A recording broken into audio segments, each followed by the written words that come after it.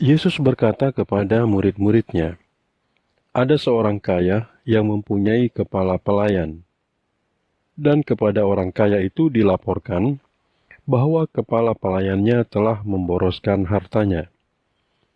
Karena itu, orang kaya itu memanggil kepala pelayannya dan berkata, 'Apa yang aku dengar tentangmu ini?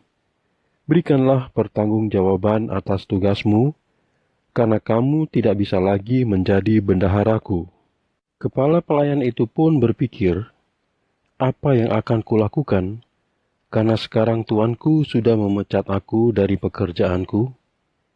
Aku tidak cukup kuat untuk mencangkul dan malu untuk mengemis. Aku tahu apa yang harus kuperbuat, supaya ketika aku dipecat sebagai bendahara, orang-orang akan menerimaku di rumah mereka.'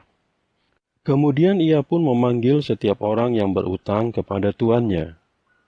Kepada orang pertama ia berkata, 'Berapa utangmu kepada tuanku?' Orang itu menjawab, 100 bat minyak zaitun. Lalu kepala pelayan itu berkata kepadanya, 'Ambillah surat utangmu, segeralah duduk dan tulislah 50 bat.'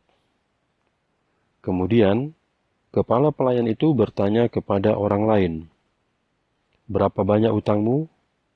Orang itu menjawabnya, 100 kor gandum. Lalu, kepala pelayan itu berkata kepadanya, 'Ambillah surat utangmu dan tulislah bahwa utangmu 80 kor.' Kemudian orang kaya itu memuji kepala pelayan yang tidak jujur itu, karena ia bertindak dengan cerdik. Sebab anak-anak dunia ini lebih cerdik dalam berurusan dengan sesamanya daripada anak-anak terang. Aku berkata kepadamu, buatlah persahabatan dengan Mamon yang tidak benar, supaya ketika Mamon itu habis, kamu akan disambut di rumah abadi. Siapapun yang setia dalam hal-hal yang kecil, ia juga setia dalam hal-hal yang besar. Dan siapapun yang tidak jujur dalam hal-hal yang kecil, ia juga tidak jujur dalam hal-hal yang besar. Jadi jika kamu tidak dapat dipercaya untuk mengelola harta duniawi, siapa yang akan mempercayakan harta yang sesungguhnya kepadamu? Dan jika kamu tidak dapat dipercaya dalam menggunakan milik orang lain, siapa yang akan memberikan apa yang seharusnya menjadi milikmu? Tidak ada pelayan yang dapat melayani dua majikan, karena ia akan membenci majikan yang satu dan menyukai majikan yang lain. Atau ia akan patuh kepada majikan yang satu dan mengabaikan yang lainnya. Kamu tidak dapat melayani Allah dan Mamon." Orang-orang Farisi yang adalah pencinta uang mendengar hal ini dan mengejek Yesus. Yesus berkata kepada mereka, "Kamu adalah orang-orang yang membenarkan dirimu sendiri di hadapan manusia, tetapi Allah tahu isi hatimu yang sebenarnya, karena yang diagung-agungkan di antara manusia adalah sesuatu yang menjijikkan di hadapan Allah." Hukum Taurat dan kitab para nabi diajarkan sampai masa Yohanes. Sejak masa Yohanes, kabar baik tentang kerajaan Allah sudah diberitakan dan semua orang memaksa untuk masuk ke dalamnya.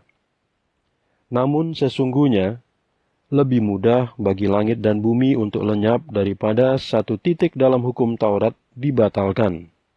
Setiap orang yang menceraikan istrinya dan menikahi perempuan lain, ia berbuat zina. Dan orang yang menikahi perempuan yang diceraikan suaminya juga berbuat zina. Ada seorang kaya yang selalu berpakaian ungu dan kain linen, dan bersenang-senang setiap hari dalam kemewahan. Di pintu gerbang rumah orang kaya itu, berbaringlah seorang miskin bernama Lazarus, yang tubuhnya penuh dengan borok. Ia berharap diberi makan apapun yang jatuh dari meja makan orang kaya itu. Bahkan anjing-anjing datang dan menjilati boroknya. Suatu ketika, orang miskin itu mati dan dibawa oleh para malaikat ke pangkuan Abraham. Orang kaya itu juga meninggal lalu dikuburkan. Di alam kematian, saat disiksa, orang kaya itu melihat ke atas dan melihat Abraham di kejauhan bersama Lazarus di pangkuannya. Dan orang kaya itu berseru, "Bapa Abraham, kasihanilah aku dan suruhlah Lazarus mencelupkan ujung jarinya ke air dan menyejukkan lidahku, sebab aku menderita dalam nyala api ini." Akan tetapi Abraham berkata, "Nak, ingatlah ketika kamu masih hidup, kamu sudah menerima hal-hal yang baik, sementara Lazarus menerima hal-hal yang buruk. Sekarang, di sini Lazarus dihibur, sementara kamu disiksa.